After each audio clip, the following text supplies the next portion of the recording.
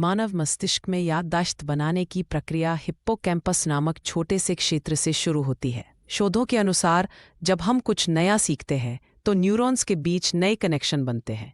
ये कनेक्शन जितने मजबूत होंगे, याददाश्त उतनी ही लंबी चलेगी। डोपामाइन और सेरोटोनिन जैसे न्यूरोट्रांसमीटर इस प्रक्रिया को प्रभावित करते हैं। हार्वर्ड के अध्ययन के अनुसार गहन एकाग्रता के दौरान मस्तिष्क की अल्फा तरंगें 40% तक बढ़ जाती हैं।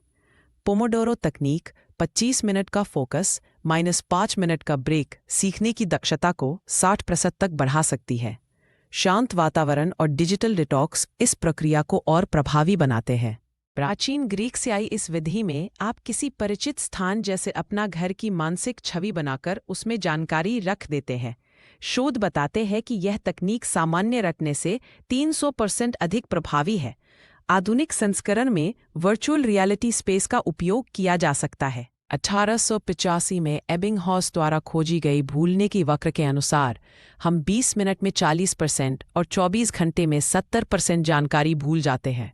अंतरालित पुनरावृत्ति 2 दिन, 1 सप्ताह, 1 महीने के अंतराल पर याददाश्त को 90% तक बनाए रख सकती है।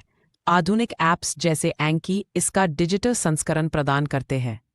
जब हम सुनते, देखते और करते हैं तो सीखने की संभावना 75% तक बढ़ जाती है।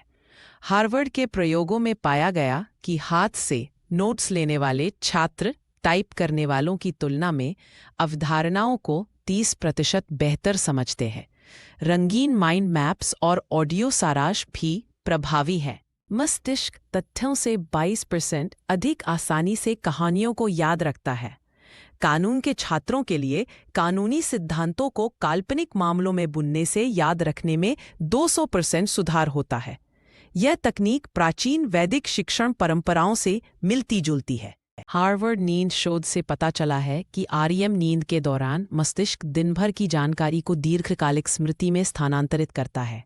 90 मिनट की झपकी सीखने को 50% तक बढ़ा सकती है। नींद से पहले की गई समीक्षा विशेष रूप से प्रभावी होती है। क्रोनिक तनाव मस्तिष्क के हिप्पोकैम्पस को सिकोड़ सकता है।